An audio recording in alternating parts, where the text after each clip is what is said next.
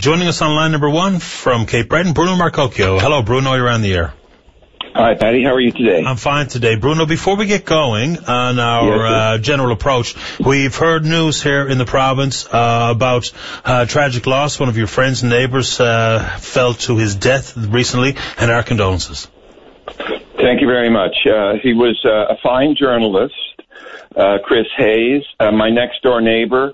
He and his wife were our great neighbours, and they looked after all the kids in the neighborhood when they were all young, crawling into mud puddles, and he was a close friend, and it's so tragic that he loved winter camping. He loved doing what he was doing, and it was one of his favorite places in the world, Camp Island.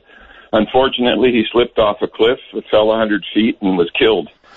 Well, it's very sad news, and I think it's horrendous when someone who has been one of the figures in the neighborhood and a close friend of yours, regardless of his status in life, we're sorry to hear it. Thank you. Go right ahead, Bruno. Let's continue on and go for it. What's on your mind? I was sorry to hear you yesterday talking about anti-scab legislation going too far, Paddy. Go right ahead. Where's the you said that where's the recognition for those who sign the checks? Yeah. That strikes, arbitrator, mediation, and standard negotiations will do. Where is the democracy in having workers being able to shut down business was, I think, your quote. Yeah, something very close to that, if not.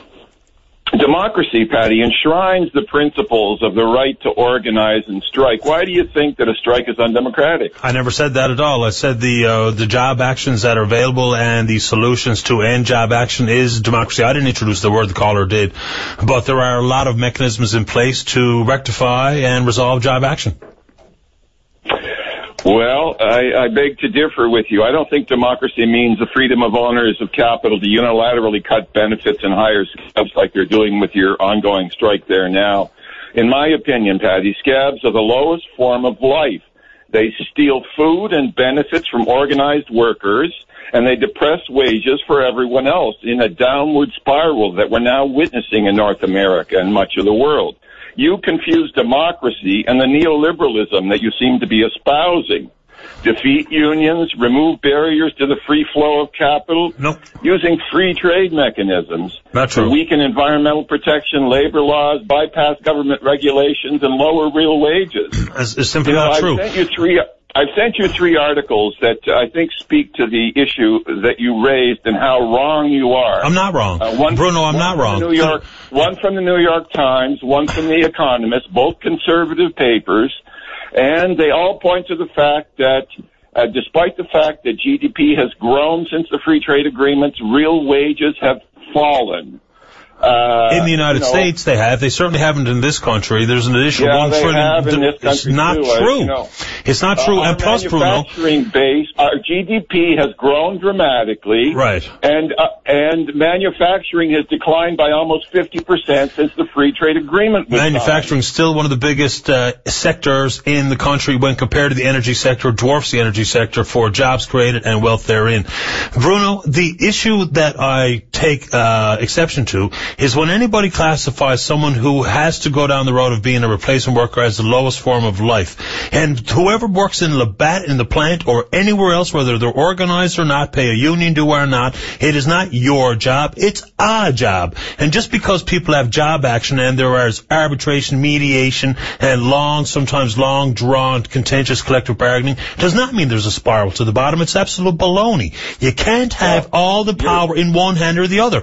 Currently, the way it is, there's a legitimate opportunity for owner and employee to have it out in a job action. What you propose is the leverage and the pendulum swinging so far the other way. If you want to guarantee that wages go down and jobs will be lost, you put all the power in the workers' hands. Then we'll see what happens to profits and revenue, and who gets paid out of profits and revenue? Not only the owner, but the employees. I've sent you 3 articles that prove just the opposite. You don't prove. What do you prove it to me? That there's a downward spiral, that manufacturing, unionized jobs are in decline. Paddy, I don't understand really how you can come to such a counterintuitive conclusion that isn't. Let's go one by one. Don't bold stroke everything. Give me one. Where am I counterintuitive? On what part?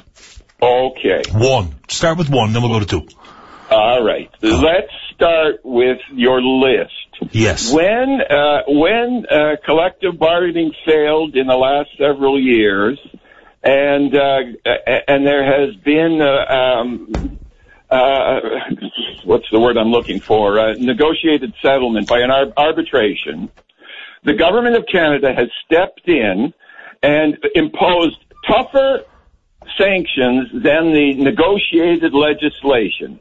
So how you can say that all of those things are operative when in fact they're being destroyed systematically and ideologically by our neoliberal government? But you're introducing, you're putting words in my mouth. I never said any of that stuff. I never talked about the legislated nuances of the Conservative government. I'm telling you, what's going on here now is legit. NAPE was on strike for a good long time, and when they were legislated back, they vowed to make sure it wouldn't happen to them again. So they go, and they're nearing the end of their patience 2 years after their... about the Labatt strike. The Labatt strike? What's wrong with the Labatt strike? Scabs.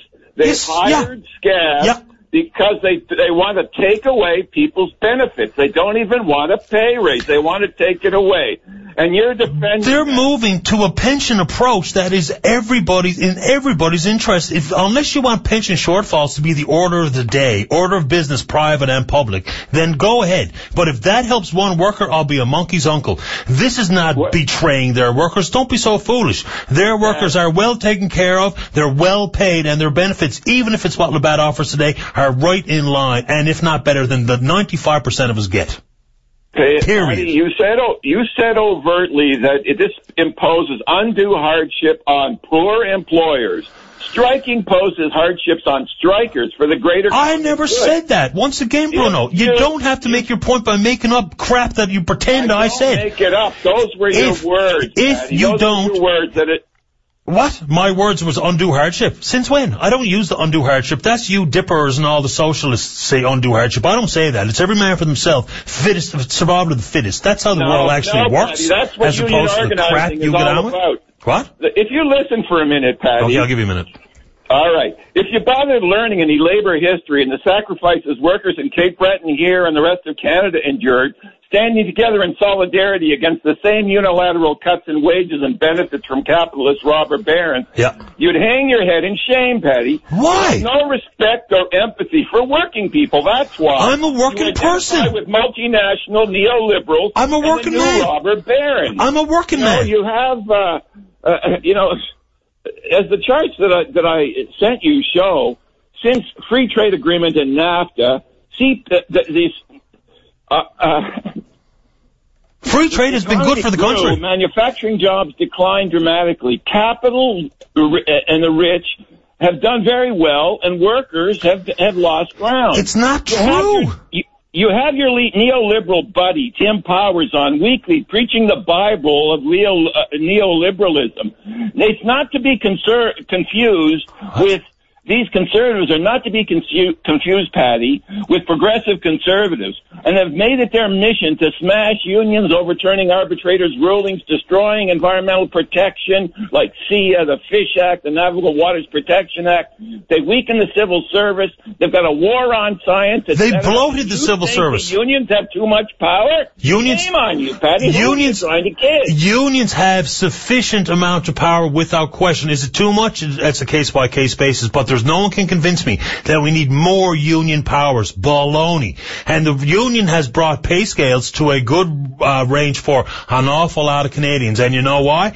Most of that hinges on the fact that we've had open trade. We've had free trade. We've removed tariffs. We've spread the money around. If you're telling me that the UAW and all the people working in car plants, people working in manufacturing, but despite all this Dutch disease baloney that people pretend is real, which is complete myth, if you're pretending to me that those wages aren't achieved because of the trade allowed, then you're absolutely wrong and should never be allowed to talk about economics again. The reason they get paid what they pay is because they're selling stuff. If you don't sell stuff, you don't get paid.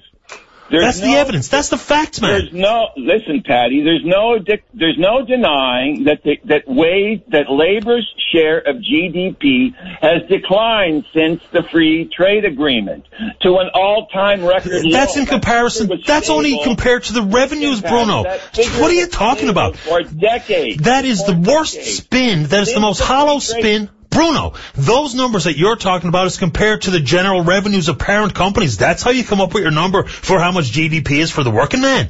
What do you think the share of the wealth is? For every dollar in, I split it 100,000 ways between all my employees. Since when? What are you talking about? Paddy, most of the people that own these companies buy shares.